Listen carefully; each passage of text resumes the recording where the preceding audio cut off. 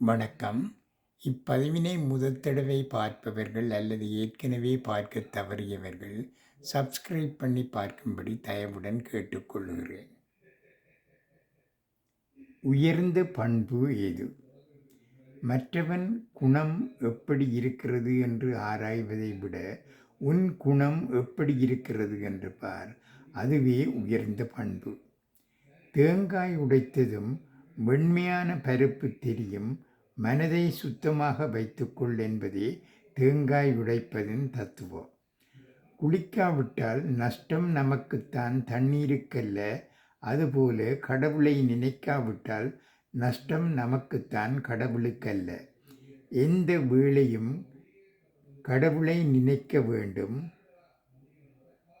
காலையில் எழும்போது, உணவு உண்ணும்போது, இரவு தூங்கும் போதாவது அவசியம் நினைக்க வேண்டும்.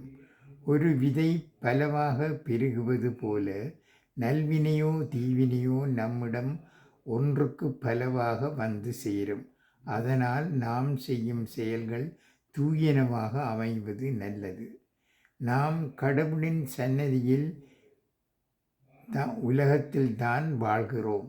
அதனால் நல்ல சிந்தனை, சொல், செயல் என்று நம்மை இறைவனோடு மட்டுமே தொடர்புபடுத்தி கொள்ள வேண்டும். கடவுள் கண்ணுக்கு தெரிவதில்லை, அதனால் கடவுள் இல்லை என்று கூறினால், உயிரும் கண்ணுக்கு தெரியவில்லை, அதனால் உயிர் உடலில் இல்லை என்று ஆகிவிடுமா? இல்லை. அதே போலத்தான். நன்றி, வணக்கம்.